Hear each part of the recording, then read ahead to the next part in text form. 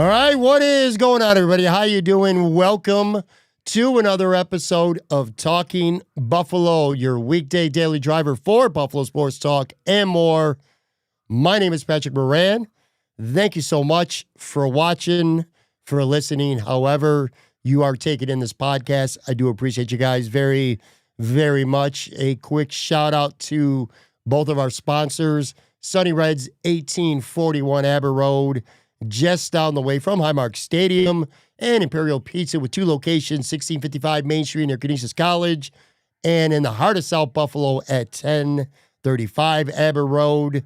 Make sure you guys get out and support these spots. They support this show, and more importantly, they are two of the very best places to go hang out, get your eat on, get your drink on, hang out, good vibes, good food, good drinks. Imperial Pizza, Sunny Reds. All right, folks, we are impromptu, very much impromptu, live right now here on a Wednesday night for our Thursday audio podcast. I'm joined by my good buddy, broadcaster, sports media personality, my man, Steve Bermel. What's up, buddy? How you doing? Hey, Pat, man, I'm excited. You said we were going to do a live show instead of pre-recording at 8:45. I was like, let's do it, man. I'm easy, whatever works. So let's shoot the shit, talk some sports, and we always have a great conversation, so I'm ready. I'm pumped to have you on, man. And let me say this, too. I did decide that we were going to go live about 20 minutes beforehand. So I feel bad because we do have a pretty loyal base of live followers on the video side. And usually throughout the day, I'll put it up in the morning and we're going to be live that night, give them a chance. But real quick, we're going to talk Bills. We're going to talk some Sabres, too. So sorry, folks. Deal with it. It's happening today, and it's going to start happening a lot more regularly on this show. But anyway, I was outside having a cup of coffee, hanging out with my wife for about an hour or so ago. And without getting into the boring tech process of all of it, it takes time. When we pre-record something, if we're going to record at 9 o'clock, I'm probably not getting it done and up on the video sides after 11. So I'm like, you know what? Screw it. Because if you do it live on the video side, it's up on YouTube, obviously, instantly. So I'm like, you know what? We're just going to grip it and rip it. And if people tune in tonight, right now, live on Wednesday night, that's great. If they listen or watch it on Thursday, whenever they get around to it, that's great too. If you're a regular, and Steve, you know, you follow the show even when you're not on. I've been having some dicey technical issues. A little bit promising that we're 3 minutes in and I haven't cracked out yet though. So hopefully that stays that way and we'll be able to. So I kind of got that in the back of my mind right now. But anyway, man, how have you been, man? It's been a couple weeks now, at least, that you've been on. You did a Bills live instant reaction show with me, which was a lot of fun. But it's been a hot minute since I've had you on, man. What have you been up to? Yeah, that show was still so much fun because of the nature of that game, man. At 11:30, You're like, man, everything I had planned, we had to scrap. But things are transitioning a little bit, right? The Sabres starting up, watching some preseason hockey. Yeah. I saw you were watching too, which had me excited. The Yankees clinched a playoff spot last night. Was watching that live when a wild pitch tied the game. Me and too. Then a little bloop single. They end up walking off in the bottom of the ninth, and they're beating the White Sox right now. And the Blue Jays are losing. So, you know, the sports are officially transitioning to fall. Still a collective bargaining agreement being awaited between the league and the players in lacrosse, but the schedules come out. So everything's kind of transitioning from summer to fall. I am devastated that summer is over because I love the weather and I love we get such a short summer in Buffalo, but man, bring on this sports schedule. Give me October baseball. Give me, the Sabres starting up. Give me the Bills every Sunday. Well, it depends now. They have so many primetime games, but the best part of this time of year is the sports schedule. And that's what I'm the most fired up is, the MLB season turns the page, the NFL season's in full swing, and the NHL season's getting started. I'll tell you right now, Steve. So this, I believe, is episode, if my math is correct, this is episode 1149 of Talking Buffalo.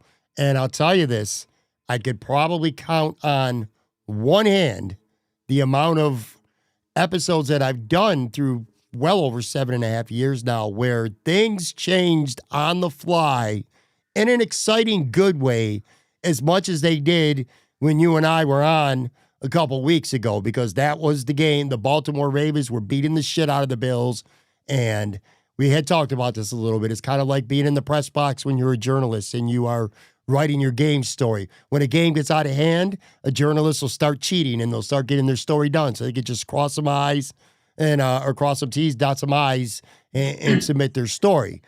Everything changed in the last handful of minutes in that game, historically so.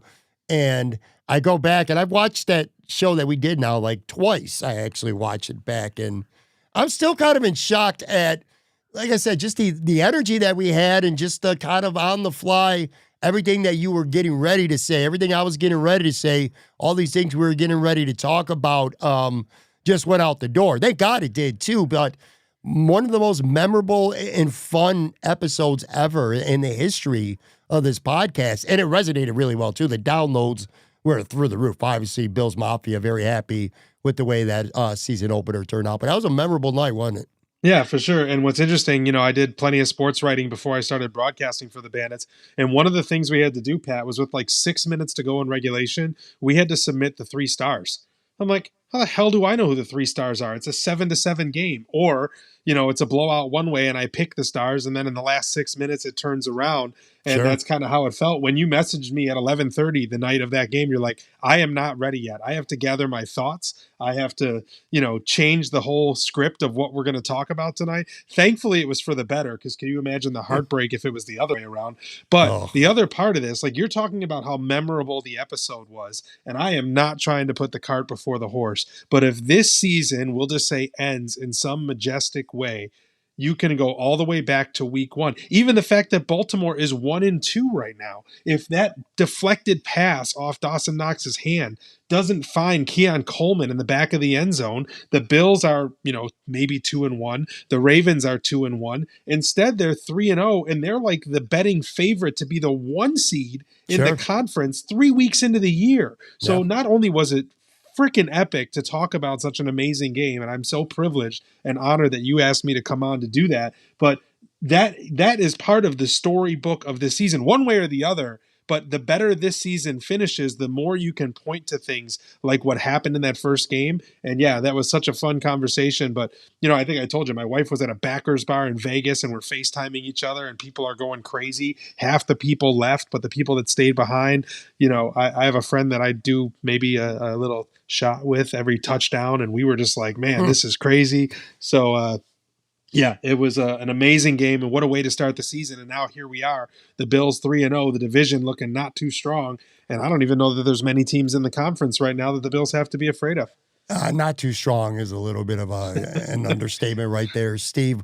Yeah, 100%. Look, man, 4 or 5 plays easily. If the Bills don't make all those plays, even if just one of them doesn't happen, you're right. The Bills are 2-1 right now. The Ravens are 2-1 with a head-to-head victory over the Buffalo Bills. So, yeah, week 1 or not, that's going to very likely play a prominent role on how things play out here near the end of the regular season. I do want to give a quick shout out because I do see some of the regulars here. My guy Tooch, Steve Noble, Richard Rush, Doug is all up here in the live chat. Thank you for stopping by completely again, unannounced on a Wednesday. I do want to make the quick disclaimer that we're going to dive in to some topics here. We're about to talk some Buffalo Bills. We're always going to talk Buffalo Bills on this show. It is always going to be the bread and butter. However, for the people, Steve, without fail, when I put up a video and it has the word Sabres in the title, without fail, I am going to get, whether it's a couple tweets, a couple comments on the YouTube side, people are going to say, talk about the Bills. No one cares about the Sabres. I hear it all the time. Number one, you're wrong. A lot of people do care about the Sabres. And the disclaimer that I always say is I go back to literally the beginning of this podcast. And if you listen, I say, what's going on, everyone? How you doing? We're going to talk about blah, blah, blah, blah. For Buffalo Sports Talk and more. It's literally in the intro. More includes the Buffalo Sabres. So get used to it. Anyway, now that I said that, let's talk Bills here right now. Let's start with some kind of sort of news. We're streaming this Wednesday night. The Bills were back at practice on Wednesday. Sean McDermott spoke to the media, a couple injury updates, and Max Harrison, he was asked about, he is eligible to come off IR and his practice window could start next week. Sean McDermott had an interesting quote that I want to share with you and with the audience, and I want to get your reaction to it. I will say, Matt Perino, Matt Bove, and some of the beat reporters. You can see video of Harrison on the field. And I guess it's which way you want to look at it because he's been busier than he was. However, there's still some significant, I don't say limping, but just slowness. And he had on now I'm no medical expert, but your boy had on a huge knee brace on his right knee. Let me read this quote to you from Sean McDermott.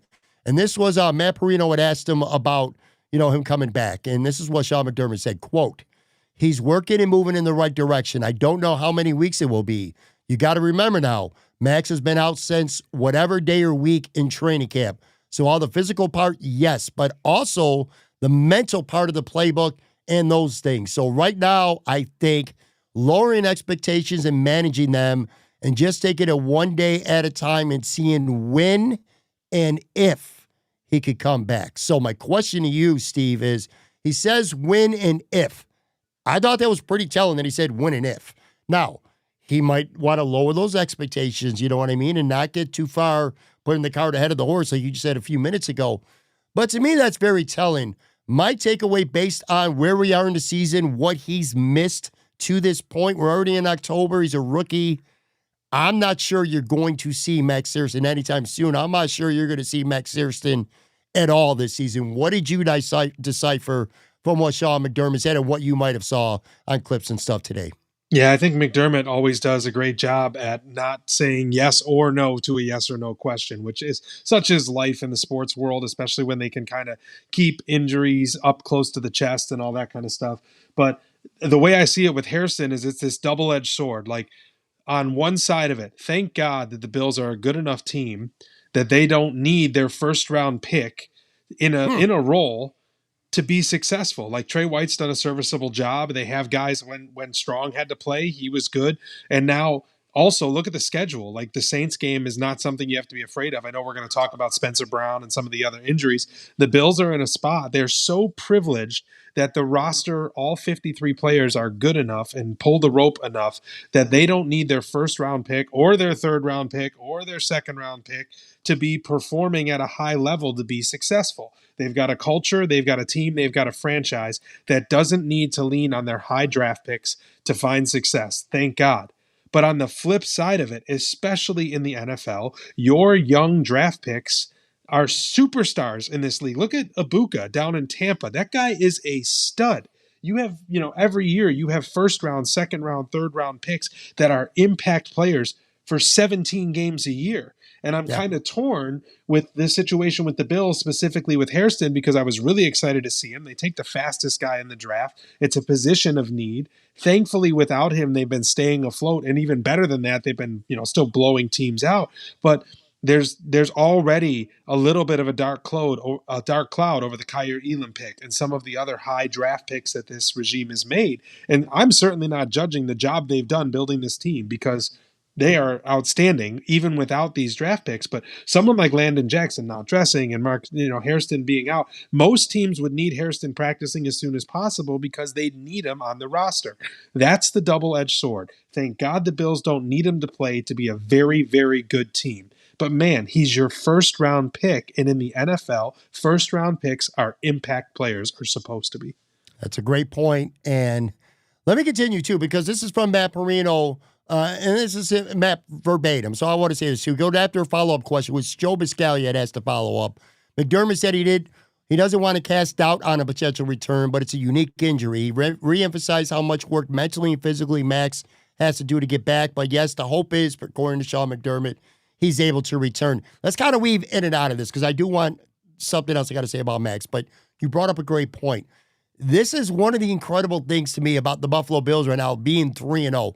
If we would have said, Steve, April, okay, the Bills are going to sign two pretty guys they hope will significantly bolster the defense in Larry Ogunjobi and Michael Hoyt. Oh, but by the way, they are not going to play the first 6 games because they're both suspended, okay? Then we're going to go into the draft. And our first-round pick is not going to have played it down. Our second-round pick, we'll talk about him if you want in a minute, to this point has been very, he has. He's played lousy to this point. I don't think he's a lousy player. It's a tough position, and it takes time, and it is what it is, but he has not been good. He has not been an asset to this defense whatsoever yet. The third-round pick is chilling out in a tracksuit every week right now with no end in sight right now because Michael Hoyt will be coming back, so it's going to even be harder for him to get on the field. So your first, your second, your third pick, no impact on this team. Two relatively significant free agents to you at least haven't played a snap, and the Buffalo Bills are still 3-0. It kind of speaks to the depth of this roster, obviously the MVP quarterback, amongst other things, but this is a really good football team, and if you want some evidence right there, man, your top three rookie picks are giving you nothing, and it doesn't matter right now.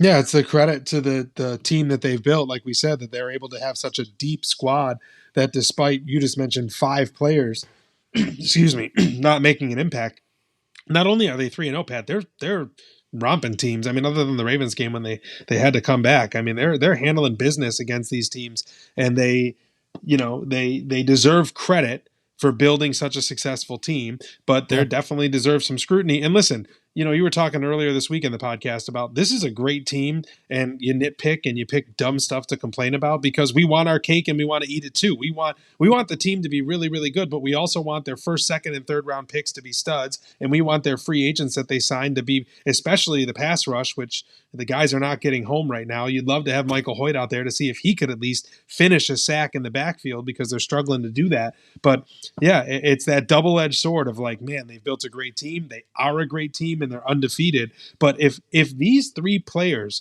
if all of them end up not having an impact, I don't even mean this year, I mean going forward, and I'm not casting that. I think that Harrison will be fine and be a good player. But if these 3 players don't, that's also part of the legacy. And I would say unless you win the Super Bowl this year, that's going to be pointed to as some form of shortcoming. You either didn't draft the right players or you didn't, play your cards right, or the free agents that you signed that get suspended was a mistake or whatever. It gives an opportunity. I guess you could say it's like a little crack in the armor. Like it gives someone the ability to be critical of a front office staff and management team that overall deserves high praise.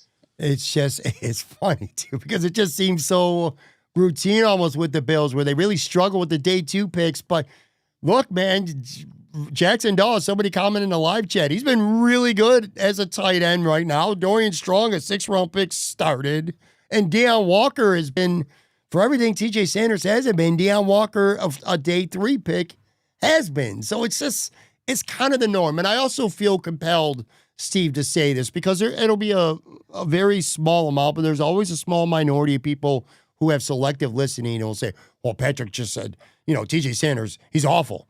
No, I don't think TJ Sanders is awful, okay? I think TJ Sanders has gotten off to an awful start. And there's a big difference, okay? I'm even going as far to say right now, if they had a better option, like if Ed Oliver was back and maybe they bring up Jordan Phillips and maybe TJ Sanders is inactive for a week or 2 and he can watch from the sideline. He doesn't look ready right now, but that's not me saying that he's awful. Let's get back to Max Harrison. I'm stealing a thought from Matt Bove. I watched Matt Bove and Sal Capaccio's podcast on Wednesday, and because obviously they cover the team, so they have really good insight. And Matt said that he was walking from the stadium towards where they were going and getting ready to do the show, and they talked to a couple media people, and they were saying the over-under. They were setting the over-under for the amount of games that Max Harrison plays this year at 2. I said at first, I'm like, wow, that's shitty. Then I'm like, let's just look at it this way. Let's just say he's not ready to practice next week. And he gets to a point. At what point do you say, I don't think he can help this team this year? And you got to have, and we're not talking about, forget about where he was drafted. For the sake of this topic, who cares? Or what his future is going to be. Nobody's doubting that. I want to put that out there too. But right now, this year, a rookie who has not even played a preseason snap, let alone a regular season snap, at what point do you say, you know what, this is a lost season for him? I go back to last year, Cole Bishop, because Sean McDermott talks about missing time. And Cole Bishop missed enough time that DeMar Hamlin stayed in there as a starter until injuries happened. And that's how Cole Bishop got back on the field. I kind of feel like injuries, which we obviously hope doesn't happen, even late in the season, unless maybe it's a Week 18, who gives a shit game, maybe that's when he'll get some look. But I'm starting to wonder, unless he could get back in, say, maybe 3 weeks or so, we might not see Max Harrison this year, even if he's medically cleared to play. Too, Chast in the chat, if they had a harder schedule, would Max get to the field quicker? And I don't think so. There's two parts to this. The one thing is what McDermott said. Mentally and physically, he's got a long way to go. And we know how McDermott has treated rookies. They have to earn their stripes. There's two ways to look at it. They haven't earned their stripes yet, or we're a good enough team that we can let this rookie marinate and learn and not be injected into such a big role where they can sink or swim. Let's give them more time, set them up to succeed, make sure that they're mentally ready, make sure that they're in a spot where they're ready to step in and be an impact player without kind of being thrown to the wolves. Because let's be real, especially like with quarterbacks, they get thrown to the wolves, right? You get a guy out there, Cam Ward, sink or swim. Here you go, buddy. No life preserver. Good luck.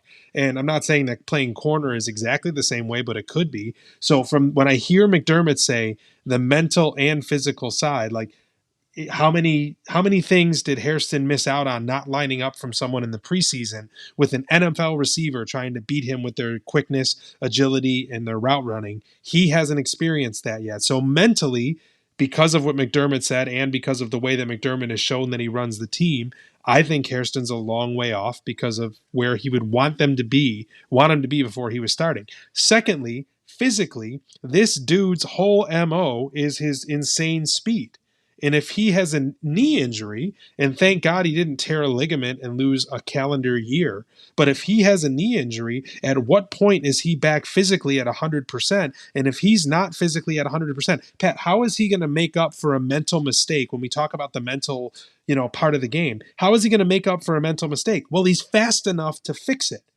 And if his knee is hurt and that keeps him from being physically at his peak, then he's not going to be able to burst and fix, especially as a DB. Like, this isn't a lineman position or a linebacker or, even a skill position. Like this is where speed is key. If you get beat by a receiver, you have 1 second to close that gap and make the play, which is what he has. That is his asset. And if he doesn't have his fastball, to use one of McDermott's terms, if he doesn't have his fastball because of the knee injury, what are you doing by playing him? It just seems like you're setting him up to fail. I think it's a fascinating topic, and I think in part it's because people are going to clamor for him, in part because while he's popular, while he is much beloved by the organization and the fans, Trey White still has a lot of questions. There is a school of thought that he just doesn't have it anymore. He hasn't been tested a lot, I'll say that much, so far this season. And plus, he was coming off an injury already as well. Can he hold up for a season? So I understand the clamoring, what comes from that part of it all. But it's like with Max Harrison, if he hasn't, do you want Max Harrison, if he's healthy, do you want basically his training camp to be a critical Week 17 game against the Philadelphia Eagles? You know what I mean? Or say Joey Burrow returns a week early and you're playing the Bengals and it's Chase and Higgins. And do you want, Harrison out there, again, basically at training camp level of experience at that point? It's fascinating. How they feel about Dorian Strong could be part of this right now. Dorian Strong started week 1. And I'll say this much: he didn't hurt the team. He didn't get tested that much, but he was fine. He did some things out there. I don't know, man. I don't know. I think, like I said, I could see Trey White. I do think there's going to be a point this year with Trey White, and this is assuming he can stay healthy. Trey White's going to struggle. He's going to make some plays, but he's going to struggle. To me, if you're an offensive coordinator, Steve, if you're an offensive coordinator, what are you doing? Who are you going after? Are you going after Christian Bedford? Are you going? I'm not. You know what I mean? You're going to go after Trey White, and you're going to try to go after him early and often, and just teams surprisingly have not really even done that so far this season. I guess, I'm projecting right now, who knows? Maybe in 2 weeks, Max Harrison's vastly healthier than we think he's going to be, and then that changes things. But right now, I'm not counting on him for anything. And to me, it's Trey White, and if Trey White plays really, really bad or gets hurt, then it's Dorian Strong. And then maybe if Max Harrison's healthy, he's like the third or fourth option, but I am not counting. Counting should be the word, Steve. I don't think I'm counting on Max Harrison for anything this year. Well, and what happens when he's healthy enough to play, but they don't have to inject him in a starting role? You know, we've Right? had Codrington out there playing fourth quarter snaps because the Bills are up in a laugher. And when you're talking about, week 17 against the Eagles, well, what if it's, week four, not really, week four against the Saints where the Bills are up 20? Great, then put him out there. Let that be Yep. his learning curve. And thankfully, this team might be afforded that privilege where they can get him a game day, get him a sweater on game day, have him dressed. But guess what? You're not starting opposite Christian Benford. You're going to play in the fourth quarter when hopefully we're up by 3 scores and we don't have to worry about it. And then you're able to. It's not trial by fire. It's not sink or swim. It's get a feel for it. Get some NFL game speed in an environment, or like you mentioned, late in the season, if hopefully the Bills are undefeated and have the 1 seed locked up, then you can get them out there. But one thing is shown is Trey White is not enough of a liability that you need to rush Hairston back, which is a good thing. And Dorian Strong showed that he's he can fill that spot sufficiently if Trey can't go. So Sure. at this point, Hairston can be a break glass in case of emergency, almost your third DB2, which is awesome. What a great spot to be in, that you've had to play Dorian Strong against a really good team, arguably the best team you're going to play this year, and he was fine. Or you've had to play Trey White against Jalen Waddle and Tyreek Hill, and overall he did fine. He's not what he once was, but they're not burning him. It's not like Kaiir Elam against DeAndre Hopkins that 1 week when he got absolutely, or Calvin Ridley rather, against Tennessee, where every ball went over his head to Ridley. That you've got a sufficient CB2, whether that's White or Strong. And that just means Hairston can take all the time he needs to be mentally and physically ready. Let me ask you quickly here, talk about the 3 injuries that actually involve players that are playing right now and will be playing imminently anyway. Ed Oliver, Matt Milano, they've been out for a while now. And Spencer Brown popped up, calf injury, did not practice, found out that he hurt it early in the Miami game. I guess the only question I'm going to ask you is this. And Sean said they're all progressing and blah, blah, blah, blah, blah, blah. Do you think because they're playing who they're playing this week at home, Highmark Stadium, the Saints, obviously as fans, we're thinking, who gives a shit? I don't want to see Ed Oliver. I do not want to see Matt Milano. I do not want to see Spencer Brown. We could beat the Saints. We don't need those guys to beat the Saints. You and I think that for sure. Do you think the coaching staff is operating that way? If you're not 100%, like maybe if you were 90% against Miami, I want you out there. But this is New Orleans at home. If you're not 100%, you're not playing. You think that's the mindset of the Bills management this week? Yeah, for sure. They're first in the conference. They've got the division. Did they win the division yet, Pat? It feels pretty close. I don't know. Ask me that after next Sunday, right? A week from this Sunday, and I might tell you yes, they did win the division already. Obviously everything matters, and you see it in all sports that the bigger the game is. If this was a divisional playoff game, all 3 guys probably go. But once again, they're afforded the privilege of having depth. They have the privilege, or that's not even a privilege, the earned right of being 3-0, the earned right of being in the driver's seat in the division. And it's like, especially with if it's Milano's pec, and if he's more likely to aggravate it without giving it more time, why wouldn't you? Even if it wasn't the Saints at home, right. Like in a week 4 game, this is not, of course I don't want him to lose Sunday, but do you want Matt Milano healthy now or healthy for the playoffs in however many months, especially with something like a pec injury or, Ed Oliver's foot, whatever is going on. Like it's not something where it feels like they're injuries that could be re-aggravated. Now, I'm not a doctor by any stretch, but you hear the soft tissue and muscle injuries and things like that. And it's one of those things where you had the mini bye. If they're telling you today on Wednesday, man, it's still not 100%, how much better will they be in a week? I just think that it would be foolish, bad asset management to put them out there in a meaningless game that's non-conference, non-division. You're 3-0 in the conference.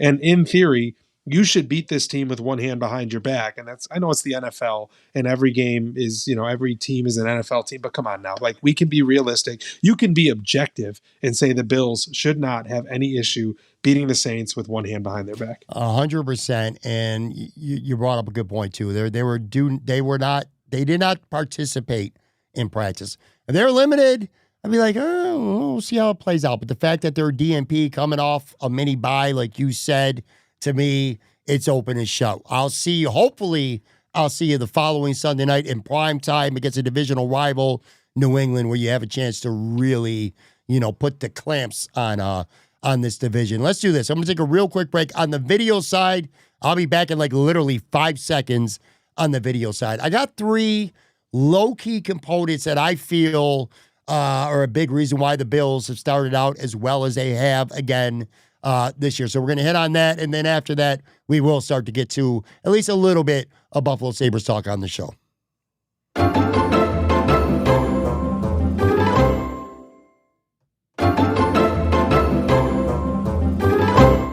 All right, I am back here with Steve Bermel.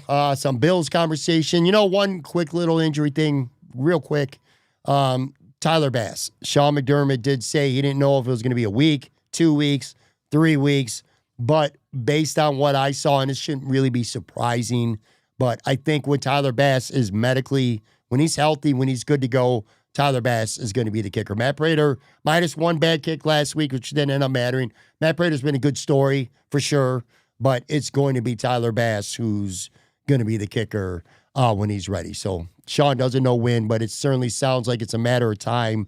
And he didn't even mention, any possibility that he wouldn't be back this season or that it wouldn't be him going there. So I would fully expect Tyler Bass to be the kicker. All right. So I got 3 things here, man. And there's, some stuff is just obvious. There's lots of reasons. There's more than 3. But I came up with 3 what I call low-key components of the Bills being really good right now that I'm really liking about this team through 3 weeks. I hesitate to call the first one low-key because I think people around the league, Buffalo fans certainly have known this, and I think around the league they're starting to get some of the recognition that they deserve. But Steve, this offense goes because of the offensive line. I'm telling you, it is one of the very best in the NFL. Run blocking, pass protection, schemes, moving around, knowing where each other are, the continuity. They've only missed as a unit 1 game over the last year and a half or so, and it was ironically Spencer Brown against the Chiefs, and it might be Spencer Brown who ultimately misses another game. But that notwithstanding, like I said, the continuity, the dominance in the run game, they run on everybody, they throw, they're great at pass protecting, and when they're not, Josh makes them miss anyway for the most part. But to me, in a team that, where there's a couple stars we talk about all the time, to me, it's the offensive line. This is one of the most underrated units just in the entire NFL, I feel like.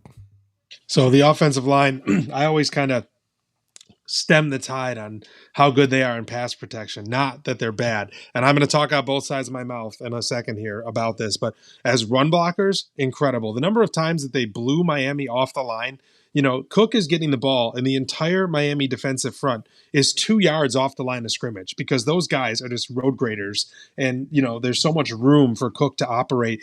That you talk about him kind of picking lanes like Le'Veon Bell. It's because he has time to. He's got 6 feet in front of him when he gets the ball where there's not a single human being, be it his lineman or a defensive lineman or a linebacker, that he's able to kind of pick his lane and hit it, which is incredible. And as run blockers, I think they're great. I often wonder how, you can yell at me for this, overrated they are in pass blocking. And this is where you have to let me finish and talk out both sides of my mouth. But how many times does Allen have a clean pocket, and how many times does he make a move to make that first defender miss, and then because of that has a clean lane to throw because the defender will over pursue or the lineman gets to recover and gets to kind of get a second block on a free rusher. There's times I've seen a rusher come in untouched, unblocked, and Allen makes a miss, and then someone's able to get behind. I think Allen's got to be the hardest quarterback to get down due to his elusiveness and his size. So I'm always kind of leery about how good the pass protection is versus how many times Allen makes the pass protection look good. And I just think it's that because he is that good. And I'm not hating on him. I'm just saying I think Osiris Torrance is rated like a 65 this year by Pro Football Focus, and as a pass blocker, it's like a 55. Because I think that he does give up pressure. Now, I also saw, they say that the Bills are second in the league for least amount of pressures given up. So maybe they are really good, and I'm just giving Allen all the credit for it. But I watched the Texans game last week, and both teams, who did they play this past week? I can't remember. Atlanta maybe? I don't know. Both teams, the number of times that the quarterback was under duress, and there were 3 linemen staring at their empty hands, just looking around. And there's 2 defensive linemen and a linebacker in the backfield. And, poor CJ Stroud is underneath 400 pounds of defensive linemen. And the right guard and the center are they need a map. Like, they're lost. They don't even know where to begin. And I'm like, man, maybe the Bills' offensive line is pretty good, because I'm watching some of these other quarterbacks get absolutely walloped because their offensive line doesn't even put a hand on somebody. But Sure. I quickly, my brain says that happens 5 times a game to the Bills' offensive line, and Allen gets sacked 0 of those times. So when Yeah. that happens, how good is the line in pass protection versus how good is Allen at, avoiding? If it was Drew Bledsoe back there, how many sacks would the Bills give up? And if that was the case, how good would the offensive line be? Once again, nitpicking, Pat. I'm not here to tell you the offensive line That's isn't fair. good, because it is. But That's I fair. think we're quick to say they're one of the best pass protecting lines in football. And I don't know that they are, because Allen doesn't always have the cleanest pocket to operate, in my opinion. He gives himself a clean pocket to operate in by moving, by making a guy miss, by stepping up or whatever around the pressure. Not hating, that's not it, but that's just where my head's at. I think that's fair. I do think Josh Allen at times makes the offensive line look better. And sometimes he just flat out avoids the pressure, and maybe it's not charged to the Bills. Metrically, when you go to the advanced stats, the Bills, his pressure rate is in the bottom third of the league. So, but he does avoid it more, and I agree with you on that. Steve Noble, I want to pull up a couple live comments here in the live chat on the video, because we are live on the video side. Steve said, having Hawes out there making people instead of Alec Anderson has been huge. His ability to catch the ball makes it very tough on the opposing defense. I will say, probably the number one thing you hear Bills players raving about at practice the last 2 weeks, maybe more than anything else, is Jackson Hawes as a blocker, man. This dude is a stud, and he's a weapon in the passing game. So there's an element to their offense now when he's out there that you don't have with Alec Anderson. Props to Brandon Beane and staff for understanding that, hey, let's go get an Alec Anderson who can run routes and catch the football too. That's basically what they did with Jackson Hawes. Also, JJ94, I'm going to pull this up. I'll answer later on. He wants to know, Josh Allen had a wing take from today about Mulberries and a couple others. Good question, JJ. I'll save that, though, so stick around for the end. Let's move back. All right, I got to make sure I might struggle to articulate this the way I want to. Josh Allen is not obsessed with stats. Josh Allen wants to win. And it's just, man, I believe that too. I know some players will get in front of a microphone when they're being recorded or shot live, and they'll say the right things. I truly, and I believe this, I don't think Josh Allen cares if he throws for 300 yards or 3 touchdowns, or if he throws for $110 with 1 touchdown. I think Josh Allen cares about winning. The point, I guess the point I'm trying to make, him not being obsessed with stats is a very unselfish thing for a position where players do, whether they say it publicly or not, care about numbers, care about stats. Go watch a Ravens game when Baltimore's up by 4 touchdowns against Cleveland and Lamar's throwing the ball with 4 minutes left in the game, piling on numbers. And I'm not just singling him out specifically. Other teams do that too. The Bills don't, man. Josh doesn't care about that stuff. And I feel like the unselfishness of him when it comes to personal numbers and stuff like that ultimately rubs off on his teammates too. Like, are you going to bitch that you're not getting the ball enough, or you're not getting enough carries, or you're not playing enough snaps when the star of this team's not bitching about how many yards he threw for, or touchdowns, or any of that shit? You know what I'm saying? So to me, what I'm saying is a quarterback who's not obsessed with stats and he's just a very unselfish player, I think that permeates throughout this roster. 100%. How many points do you think Allen could have put up Thursday, if he needed to? There's people bitching, oh, they only won by 10 and the game was close. In the Ravens game, Allen went nuclear in the fourth quarter, and nobody was going to stop him from putting up 22 points in the fourth quarter or whatever it was. In this past game, in Thursday's game, he did the opposite. He didn't need to go crazy. It was, the entire game, he took what the defense gave him. They were comparing him and Tua that both quarterbacks had no air yards under their passes. He didn't fucking have to. No, I agree. As soon as he had to against Baltimore, he carved them up with passes 25 yards downfield, delivered in a bucket. He did not have to on Thursday because he doesn't care about the stats. He'll hand it off 3 straight times. When they settled for the field goal that Prater ultimately missed, if they needed more points there, they wouldn't have gone for that field goal and they probably would have converted. We have so much evidence that they would have. In the fourth quarter, when they were marching down the field and slowed the entire drive down to kick that field goal, my wife needed 1-1 for the final in a football pool, so she was elated. And I'm like, you're going to win this thing because the Bills are playing for a field goal to make it a 2-score game, but there is a 0% chance they're going to score a touchdown. Look at the Lions on Monday night. They scored that late touchdown and almost let Baltimore back into it when they scored. And I'm like, the Bills are not going to do that. Allen was able to be pedestrian the entire game against Miami because he didn't need to do more than that. And if he cared about stats, he'd be chucking it downfield.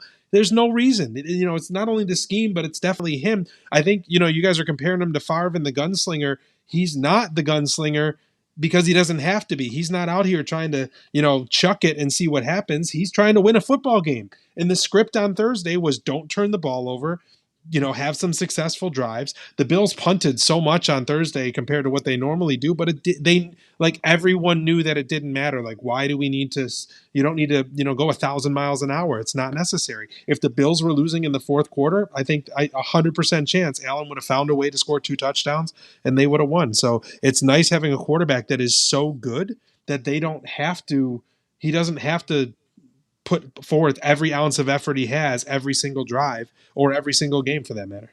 It's like, it's like part Brett Favre, part like Peyton Manning, just cerebral. He's just become so much more cerebral. Like you said, you pointed it out and you're right. Taking what the defense is going to give you, not getting greedy, not getting selfish. It's fun to watch. And then the other thing, dude, I didn't buy it last year. I know it was a fun saying, and it worked, but I still was skeptical. Color me skeptical. I still said during the offseason, boy, I'd love to have a true alpha number 1 wide receiver on this football team. I really am starting to believe that this everybody eats thing helps because if somebody goes down, if somebody's not playing well, if something happens, the whole engine doesn't fall apart. And, I'll give you an example. The Dallas Cowboys. You watch that offense without CeeDee Lamb for a month. Or the Giants right now. Malik Neighbors is banged up. I don't know if it's a serious injury or not. But if he doesn't play for a week or two, they got a rookie quarterback and they stink anyway. But if you think they stink now, watch that offense without Malik Neighbors because there's nobody everybody eats. It's Malik Neighbors eats everything. CeeDee Lamb eats almost everything. You know what I mean? I like when it comes to the Bills now. I don't know. They've played 3 games. We've had 3 different guys lead the team in receiving yards. You know what I mean? So I was still skeptical about that, but I'm not anymore. I kind of get it now. It's like, all right, well, hey, Khalil Shakir's not going to have a good game. Well, Kincaid is. Kincaid's not going to do well. Coleman is. Palmer's going to make a big play. Elijah Moore, 2 straight weeks has had a 30-yard catch. You know what I mean? One of them sealed that game last week. The everybody eats thing, I'm on board now. I'm bought in. If I had a hat, if I could buy a hat that said everybody eats, I would right now. Because I do think it's a big component because they're not reliant. And that's, I think, part of the reason why I do. Josh Allen doesn't turn the ball over much anymore. Because he ain't forcing nothing into Stephon Diggs or Gabe Davis because he's got to feed them. You know what I mean? Whoever's open, whoever's designed to get the ball, they're getting the ball. And it doesn't matter who it is. That works for this team. It might sound cliche, but how hard is that for the defense? Because it was Matt Collins that was punishing the Chiefs last year, ultimately in the loss. Terrell Shavers making big plays. And now, who were the 3 guys that lead in receiving yards? Was it Kincaid, Shakir, and Coleman? Are those the 3 that led the 3 games, Pat? Palmer actually was one of them. So Shakir hasn't led one yet. Okay. Yeah, Shakir hasn't led one. It was Coleman, Palmer, Kincaid. Okay. So if you're a defensive coordinator right now and you're trying to scheme, if you're the Saints hoping to come into Buffalo on Sunday afternoon and somehow have a game plan, what do? How do you plan for this? What do you do? It's death by a million paper cuts. And I say that in the best possible way for the Bills. You don't have, as much as I get, you don't have to game plan for a number 1 receiver. It's not like the Giants roster is rolling up in here, so there's no one you have to be afraid of. It's not, oh my goodness, so-and-so is out, so now we don't have to fear anyone. It's, oh my goodness, we have to fear all 5 of these guys or they will eat us up. And shit, it could be Jackson Hawes down the seam making a circus catch, or Jackson Hawes on a rollout catching a touchdown that, this guy I didn't think would have 3 catches all year. He's got 3 in 3 games along with the touchdown. the death by a million paper cuts is the biggest compliment that I can give. And when you flip the script to the other side, if it truly works, Pat, it's unstoppable because you can't lock up one player and shut down a team's offense. The only player you can lock up and shut down the offense is Josh Allen. And good luck doing that. He might be the best player in the whole damn league. So it makes the Bills that much more dynamic and difficult to deal with. And man, this sounds like, being a total homer, like, oh, the Bills are impossible to stop. It's real. What do you do? If you go out there and you say, you know what, we're not going to let Keon Coleman beat us. Forget that. We're not going to give him a jump ball. We're going to have high shell coverage over the top. We're not giving up anything deep to him. Fine. Kincaid's going to catch 6 balls for 80 yards and a touchdown. Okay, we're going to make sure that we have our best safety covering Kincaid, our best corner on Coleman. Fine. It might be Josh Palmer and these are legitimate players. Josh Palmer was a wide receiver too with the Chargers. He's a proven player. Khalil Shakir is a proven player. The two guys that might be less proven are Coleman and Kincaid, and they're pretty fucking good. Yeah. It's, I'll tell you what. Some people, being homers. You know when I'm going to stop being a homer, Steve? And I'll use air quotes here for people who are looking at the video. I'll stop being a homer when the Bills stop scoring 30 points or more every freaking game. I'll stop being a homer when the Bills don't lead the NFL in rushing. I'll stop being a homer when the Buffalo Bills can't find a way to beat you. I'll stop being a homer when the Bills don't go 8 games in a row without a single turnover, which is the most alongside Kansas City last year since they started keeping that stat, which I believe was 1933 or some crazy shit like that. There's just not a lot. We could criticize the defense. We could criticize rookie draft picks. We could criticize some Brandon Beane's personnel decisions.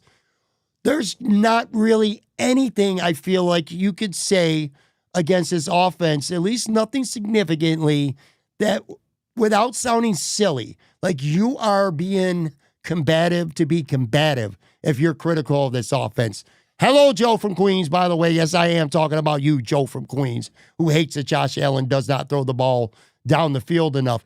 I don't give a shit if he throws the ball down the field. I don't care if he doesn't throw the ball down the field for the next 8 weeks. If you're going to give me 30 points and you're going to complete 70% of your passes and you're not going to turn the ball over and James Cook's going to run for 100 yards and someone else is going to lead the team in receiving yards every goddamn week, I'm not going to complain about it. By the way, Khalil Shakir, you just put it in my head. I'm convinced he's going to lead the team in receiving yards now on Sunday because he hasn't done it yet this year. I'm fired up now. Listen, I got to get something to Joe from Queens. Mr. Turnovers are. You cannot tell me, Pat, that when Terrell Bernard picked that pass off, Joe wasn't ecstatic. You can't tell me that he wasn't out of his seat, yes, and that's why when he's sitting here saying the turnovers don't matter, I get what he's saying. I'm being facetious that, if Allen threw for 400 yards, 4 touchdowns, and 1 interception every game, that's fine. Who cares about interceptions? But man, there's something special about winning the turnover battle every game for 100,000 straight games like they have. That's really hard to do in today's day and age where it's hard to be that consistent. There's so many good defenses that are going to turn the ball over, or a mistake or a fumble or just something could happen. Look at Derrick Henry, three fumbles in 3 games. It's such a weird, uncontrollable stat that just sometimes you turn the ball over and they just don't do it. And man, the fact that, they could win a turnover battle 1-0 like they did on Thursday night, that's exciting to me. It's awesome that they protect the ball so well. And I'll stop chewing on Joe from Queens now. No. Look, in part, Joe, I get what Joe's saying. Joe's like a wrestling character, too. Wrestling characters are exaggerated version, of what they are in real life. Wrestling characters are exaggerated versions of them. Joe from Queens is an exaggerated version of Joe in real life. Let's just put it that way. And I mean that mostly as a compliment. By the way, my cracked research team looked this up about Derrick Henry. And by that, I mean I did it myself today because I didn't have shit to do. Let me read this off to you about Derrick Henry. This has got nothing to do with what we're talking about, but I can't help myself here.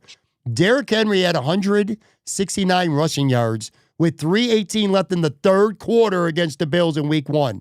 He's had just 73 yards on 27 total carries, and 28 of that came on 1 run since. Of course, he also had the 2 huge fumbles lost, a rough 9+ quarters for King Henry. I wonder if Derrick Henry's starting to lose a little bit there, man, because he killed the Bills for 3.5 quarters, or for 3 quarters plus, and he's done nothing since. I don't want to get too off track here.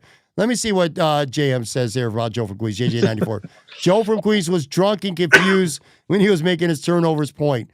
He was thinking of Jeremy White's correct point that punts are turnovers. Turnovers are undeniably huge. He said something like interceptions are punts. I'm like, no, they're not. No, they're not. How about like if it's third down, you're throwing the ball 40 yards down the field, arm punt. Sure. Yeah. John Sanders, Browns and Lions should thank us for showing them what not to do. That's in reference to Derrick Henry and just killing the Bills for most of that game. I got a funny comment to pull up in 1 second, but I do have one last quick Bills thing for you. I already answered it for myself, so I'll come back to it. But so the Bills are 3-0, very likely to go 4-0, but let's not give them the W quite yet. But anyway, at this point, as we have this conversation today, what would you consider, Steve, and question for everybody in the chat too, follow along if you want. What's the single most surprising thing, good or bad, about the Buffalo Bills with them being 3-0 right now?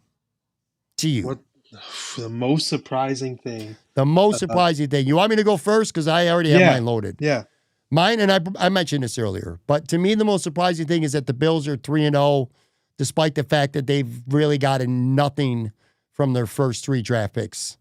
Good teams who don't go crazy in free agency, you got to get something from your draft picks. And the Bills, their top 3 picks anyway, they've gotten nothing. And I would give honorable mention to Joey Bosa. I think by and large, he's been much better than we anticipated. So I maybe that would be surprising me too. There's nothing shocking about this start, but those probably would be my 2 surprising things. I would say probably despite the defensive line. And it's weird because they've made splash plays, right? Like Bosa's had the forced fumbles and, Oliver had the forced fumble on Derrick Henry, but play in and play out, the defensive line is not getting home. Like Rousseau, I haven't even seen him get a hand on the quarterback yet, let alone, a sack. I don't think they need 5 sacks a game, but there's been a lot of times that the defensive line is not wrecking the game the way that you would think that it would. And with guys like Rousseau and Bosa on the field, you would think that they would, the quarterback would be in the ground more. And they really have tried for years, whether it's signing Von Miller, drafting Epinesa, drafting Rousseau, to get that fierce front 4 that they can get home with 4 and disrupt the quarterback. And they really haven't done that this year. Like I said, I know that there have been some splash plays, but they have not been sacking the quarterback as much as I think even they would want to. But despite all that work on the defensive line and it not really being a great statistical year for them, they're 3-0. You win. Point than mine. I'll give you that. Wow. They only got 6 sacks. I pulled that out of my ass, Pat. They only got 6 sacks this year. Greg Rousseau's got a half a sack through 3 games, getting $20 million per year right now, and it didn't even matter. And by the way, a couple of the regulars that are on the live, I guarantee you, because Sunday night I'll be live with Joe from Queens, they'll drop dive on me. They're going to be like, yo, Pat was talking shit about you in the live chat on Wednesday night, because unlike you who still follows the show, I promise you, Joe from Queens ain't listening. He ain't listening to this shit. He don't listen back when you told him you have me on the show, he's like, I don't know who the fuck that is. I was like, yeah, he's one of a kind. Let me pull up this comment because this is a perfect segue, but only if you're watching on the video side. Power is a bust. He says Bill's talking. He's got like throw up emojis saying that he don't give a shit. But Sabres talk with a check mark, and I don't know what else that is next to it. What is that next to that? But it's a check mark. You see me trying to get real close to see? I can't see that. I don't know either. Anyway, your boy wants to hear about a few minutes of Sabres talk. Ralph Wilson Sr., real quick. Milano's not on IR yet. No, I think Matt Milano. Yeah, I'm laughing because I can't help myself with the Bills. You know that. No, I don't. Matt Milano's not going on IR. If he was, I think he would have already. That's definitely good news. All right, let's get to the Sabres. You said it. I watched some of Monday's game while the Detroit-Baltimore game was going on. That's kind of what impressed me the most. Me too. And I saw 2 goals. I was like, damn, this team's a juggernaut, baby. Let's freaking go. But anyway, all right, the Sabres are 2-0 this preseason. They beat Columbus 4-0, and then they came back and beat Columbus 2-1. And Buffalo back-to-back nights. 3-1. Oh, that's right, 3-1, my bad. Let's go, dude. What your thoughts right now on this quick? Look, it's preseason. If you were hyping me up about the Bills over a preseason game, I probably would kick you out of the studio while you're in the middle of a sentence. But, yo, this is the Sabres, so if you can give me anything worth clinging on to that's going to make me, feel good, I'm willing to take it. So what's up? People are really impressed by Murtka. My buddy that is a big hockey guy, he's like, Mirka has to make the team. I'm like, no, do not let this guy this young, do not force him. Now, if you wanna tell me that you're gonna send him to Roch instead of back to junior, that's fine. But Mirka is not. He better not play one game in the NHL this year. If they want to do the 9 games with the juniors or give him some that's fine. But I don't need him in. I don't need him to play any NHL games this year. Like you've already bolstered the defense with Timmins and Kessering, and you have options to play out. To have the defense set up. I'm glad to see Mirka looks like a man amongst boys out there because of his size and his skating and his command. Like he's got some ice presence, right? Like if he runs the power play, like he looks like he belongs out there even as a young kid, and that's really encouraging. Consta Hellenius, I am very excited. When is the last time the Sabres drafted, developed, and then brought in a scoring forward like this? Like Benson didn't really get developed, in my opinion. Kulik really hasn't become or proven himself yet. They traded for Tage. They traded for Tuck. They signed Zucker. Like a lot of their top-tier offensive talent, they acquired in other ways. And I have high hopes that Consta Hellenius is going to be someone whom they draft, develop, and then bring onto this team. And I'm not even saying this year, but he looks good. He's got a great shot. Let him marinate. Let him develop. Let him become. We don't know what Savoy would have become, right? Because they traded him out to Edmonton, which is fine. But Yeah. I have high hopes for Consta Hellenius to be someone who they draft, develop. The last people they did it with were defensemen and goaltenders. I guess Lucan you could put in there, but like Power and Dahlin, those guys were drafted and developed. But even those guys weren't developed in the minors; they were developed in the NHL. So that is what I'm really excited for on a personnel standpoint. From the team standpoint, they gave up something like, Peterka, good point. They traded him away, though, so that's why he's not in my head right now. Ralph Wilson Sr. in the chat saying Peterka was someone they drafted and developed and then, promptly traded away. But as a team, I think, Pat, this is unofficial. They gave up something like 7 shots in the 2/3 periods combined. I understand that it's preseason. I understand that the guys out there who are playing are not going to be. Man, Devin Levi is playing the 3rd period of these games. He's faced 7 shots in 2 games because they've been, the Sabres are going 20 minutes of hockey, of time on the clock, giving up 1 shot on goal. I'm not saying that's going to translate into the regular season, but for a team who has been such a defensive liability for so long, either Lindy has got his fingerprints on this a little bit more and has them buying in, or the personnel is playing a little bit better, or the other possibility that I won't strike from what could be. They played Columbus twice. Maybe that's it too, right? Like they didn't play a good team. They played Columbus's backup. So we also can't assign too much weight to the fact that they dominated the Blue Jackets in back-to-back preseason games, but the way that they won, they were suffocating. Like those were very convincing wins. And like you said, it's preseason. You want to kind of take it with a grain of salt, but if you're going to chalk up how you want these first 2 preseason games to go, you couldn't draw it up much better. Yeah, I mean, look, like you got to care. If you're the Sabres, you got to care. You want to go out there. You want to make a good impression. You want to play well. John Sanders in the live chat brought up a great question. I'm going to save it. John, I'm going to get to it. It's a fun question. I'm going to get to it, so just hold tight for a couple minutes. One of the names you mentioned was Hellenius. I like to overreact just a teeny-weeny little bit sometimes after a Sabres game. I put on Twitter my lines that I desire. And I had Benson with Norris and Tage, which I think is going to happen. Mm-hmm. Kulik with Tuck and Quinn, which I think there's a good chance that happens. And then I had Zucker, McLeod, and Hellenius. And I put him in all caps, too, Hellenius. And then, I put Malin Goat, not Malin Stein. Yeah. I saw Chad DeMinis call Malin Goat. Yep. I said, yep, I'm stealing that. Malin Goat, Krebs, and Doan on the 4th line. And I said, who says no? Well, Jordan Greenway says no. A lot of people said no. Chris Baker said no. A lot of people said no. I was being kind of sort of tongue-in-cheek. I get it. He's he will be better off with more seasoning and developing. I guess that was just my way of saying that's a guy that I feel really good about right now. And I'll tell you, though, hey, Benson was up here pretty quick, too. If they get a couple injuries, a couple guys go down, and he's looking really good for a couple months, you might see him in a Sabres uniform this year. Is that hyperbole? Is that realistic? Yeah, of course it's a possibility. I would just hope that they would give him the time to develop. I love Zach Benson. The guy gets drafted out of the juniors and played in the NHL full time. And I just wasn't ready for that to happen. And some guys that will completely derail their development. Some guys it can kind of be good for them. But I don't think Benson's a world beater. I love the way that he plays, but I think that he would have benefited from some time in the AHL or some time, some more time in juniors. I don't think he would have gotten any better playing in juniors, but I feel like the Sabres a bunch of times have maybe just had guys playing in the bigs too quickly or too often. And now he's on the top line. Yeah, right. Exactly. He came in on the top line, pretty much did Benson. But I am in no rush to have Hellenius play in the NHL. The same thing with Mertka. The fact that they would have a pipeline, I heard someone talking about resetting the pipeline if they don't make the playoffs this year. And that breaks my heart because the pipeline that they've been working on for a long time hasn't brought them to the playoffs. So, I'm in no hurry for Hellenius. I'm very encouraged for the path that he's on, but if he doesn't play a single minute in the NHL this year, I'm okay with it. Quickly here, because I got one or two things I want to get to before we're done.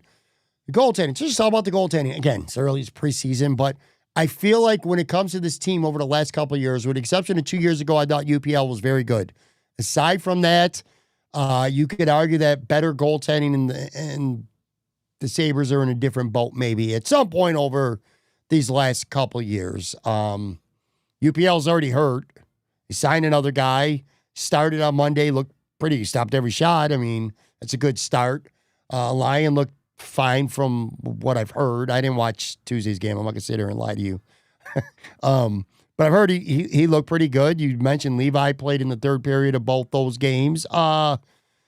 I don't know. Early impressions on goaltending. Obviously, UPL will be in the mix. Not now, but this is a very low-key, important aspect to this hockey team because they have to get better goaltending. That was a very big freaking problem last year. I can tell you that for sure.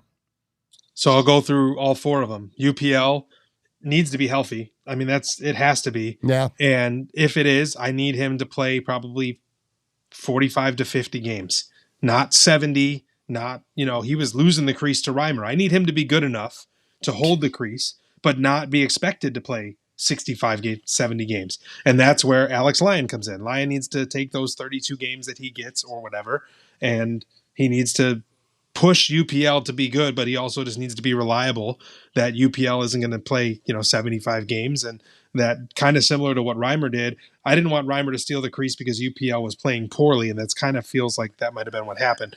Georgiev, I think he's cut as soon as UPL's healthy, whether that's in a month, in 2 weeks, in 2 months. I don't think Georgiev's sticking around. I think this is just a body because I think the plan is probably to have Levi stay in the AHL. Sure. And we've talked about this previously, Pat. If Levi does not work out, and I'm not saying he won't work out, don't hear me be negative, but he has to work. And I don't mean to be a backup or to split the net. He's still young.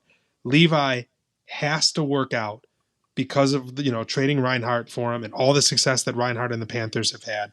You cannot miss on Devin Levi. And he's shown it. He's shown that he can be really, really good in the AHL and in the NHL. He showed in the NHL that he could be pretty good.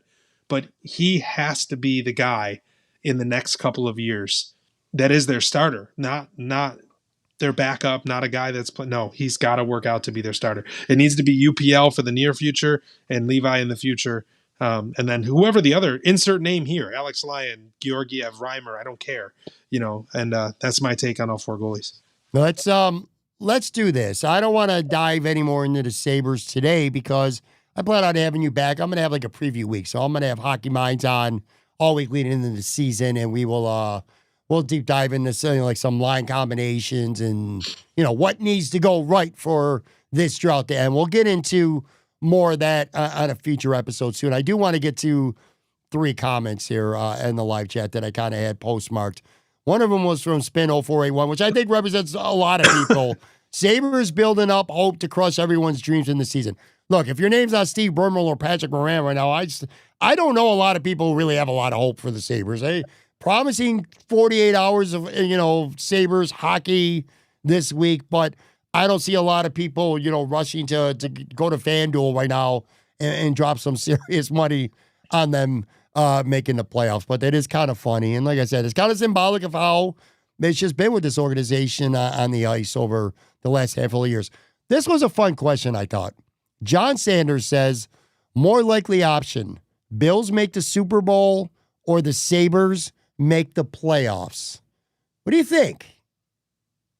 I like that it's make the Super Bowl, not win it. They've come so close, as recently as last year that I do think that's the better possibility.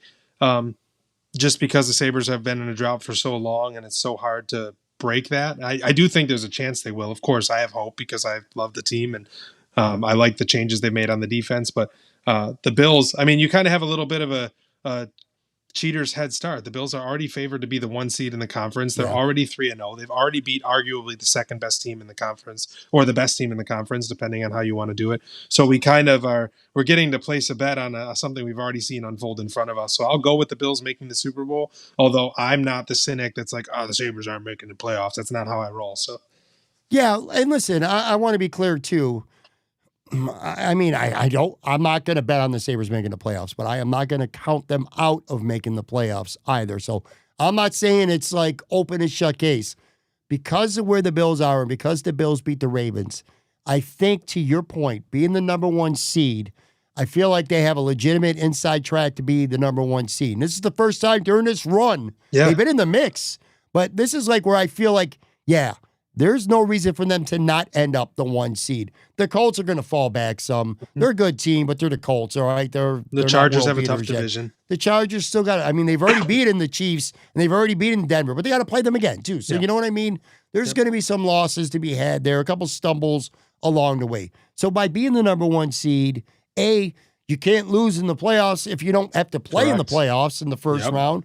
And then you only got to win 2 games at home to get to the Super Bowl. And the week's rest, Pat. How big would that first round bye be? My goodness. Huge, huge, huge. You get a week's rest and 2 home games to get to the Super Bowl. I don't know how you don't feel better about that, which is kind of an indictment on the Sabres because half the freaking NHL makes the playoffs. We're not saying, will the Sabres get to the Eastern Conference Finals? He's asking if the Sabres will get to the goddamn playoffs. So half the league makes it. But yet I'm still going to say, without, like I normally would be, trying to diss the Sabres, I just feel really good about the Bills and their chances to get to the Super Bowl. So you and I are on the same page. We both go Bills. Last one here. This is from JJ94. Earlier in the show, too. He said, thoughts on Josh's wing take from today. Nice to hear Mulberry's get a shout out for wings. Can't beat Adolph's in 9/11, in my opinion. Shout out to Imperial and Sunny Reds, of course. All right, well, hey, man, you reading my ad reads over there? I was going to do, I'm the one who gives a shout out to Imperial and Sunny Reds. I'll say this. I think Josh Allen, for the most part, his food takes are shit. They're terrible, awful food takes. His pizza takes are brutal. I don't think he's wrong. So he said during a press, I don't know who asked him this. I don't know why they would ask him, but somebody asked him about wings. And he said his top 3, Steve, were Barbell, Mulberry, and Wing Nuts. Barbell, yes, 100%. Wing Nuts, I'm not there, not top 3, but I understand why there's such a popular place. Mulberry was the interesting one, but here's a little fun fact. I saved this for the end to share with you. If you like Mulberry wings, I promise you're going to like Sunny Wings. You know why? Because they're essentially the same. Same ownership, like with different partners, but there's the secret sauce with a little bit of tinkering. The meat and the potatoes of the wings and the sauce is the same. So, Josh, get your ass to Sunny Reds, and then I would tell you to come back maybe with that take. By the way, Adolph's is a great place, and 9/11 is the GOAT. I've said it a million times. I don't care who sponsors my show. I got to be honest with the people. 9/11 wings are the best in the world, in my opinion, and I love Adolph's too. They're on my Mount Rushmore. 9/11, Barbell, Adolph's, Sunny Reds. Before I let you go, because I don't really know if we've talked about this before, but what's your favorite spot or two? Last question. Oh, I got to expand the wing. I've been to probably 15, but I haven't been to nearly as many as you. Barbell I've done, very good. I do like Wing Nuts, very good. The bowling alley that I go to all the time, Manor Lanes, has excellent wings. Is that in not Kenmore? Even just for a bowling alley. What's that? Is that in Kenmore? Tonawanda. Tonawanda, okay. Yeah, you want to meet there one day. I mean, They have a Cajun honey butter barbecue that is every bit as good as that sounds. I love Spicy. hearing about sleeper wings. Yeah, and they're crispy, they're good. The kid that's working there takes a lot of pride in them. I haven't been to 9/11. Everybody has it on their Mount Rushmore of wings, and it's not because I haven't wanted to go, but I do like wing nuts a lot. I think one of the big things I like about wing nuts, Pat, is the size of the wings. They don't skimp on how big the wings are at wing nuts. At least when I've been, they've always been pretty good size. No, they don't skimp on the tab either, though. I'll tell you that right now. Yeah, that's true. You want to go pay $30 for a single order of wings and a pint of beer, you go to Wing Nuts. See, you got to get one of your vendors though. You are from work. right. You got to get one of your vendors from work to take you there for lunch. Then you don't pay for it. That's how I enjoy it. That's how I enjoy Wing Nuts. But yeah, I do love wings. I do. I eat them probably not nearly as much as you. I probably have wings 3 to 4 times a month.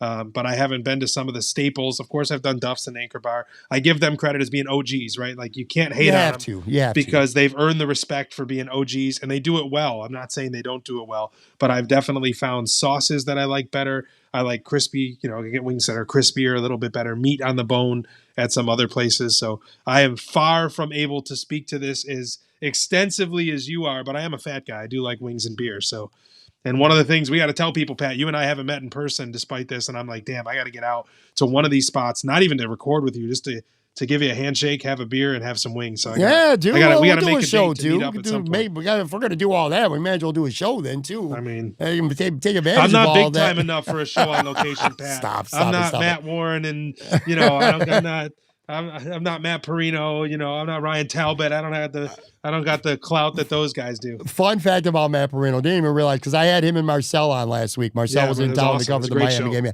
Marcel's an awesome dude. He really is one of the coolest guys. Not just on camera, super super cool dude off camera as well. One of my favorite people. But yeah, Perino's been done this show 19 times, dude, and like 12 of them have been live for shows. So man, there's not a dude in the Buffalo sports media that I kind of owe more to for carving out time to come do this show with me. And last point too, the wings, I've been actually slacking lately. Like I'm still eating them all the time, but I'm just going to the same places now. Imperial, Sunny Reds, 9/11. Actually, that might be about it, man. I actually had a couple in Rochester, but besides, I got to start getting out and going around back to more places because you always discover them. I'll throw a name out for you and for everyone out there that nobody talks about. 40 Thieves. 40 Thieves on Elmwood. You've probably never been there. Go there. Get their wings, man. They're really, really good. Top 10 wings, I feel like, in Western New York. But they've kind of like, they're kind of like Adolph's or Kelly's Corner used to be, where they were like, nobody talked about them. And now, or Sunny Rides, everybody talks about them now. 40 Thieves is kind of taken over. I think 40 Thieves is a bandit spot. I think the boys like going there. It is. Yeah. They go there and get hammered. It's a JJ Paterka spot, too. He used to get drunk and bartender.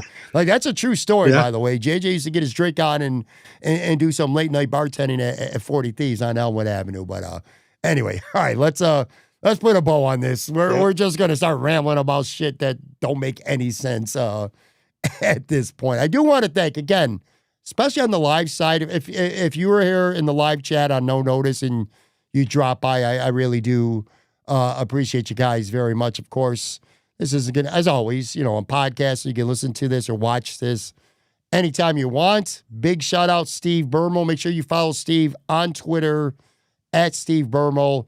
I'll be talking to you plenty, man. Like I said, hockey season's coming up, and jokes aside about not covering them or people bitching, I don't care. We're covering the Sabres plenty, and I plan on hopefully you being a significant part of that, in addition to the Bill stuff. So I appreciate you, buddy. Man, thanks for having me. All right, guys, and I'll be back. A Bills Saints preview. I'm actually going to preview this. Here's a spoiler alert. The Bills are going to win. I'll give you some bold predictions and stuff like that along the way. But make sure you tune in tomorrow.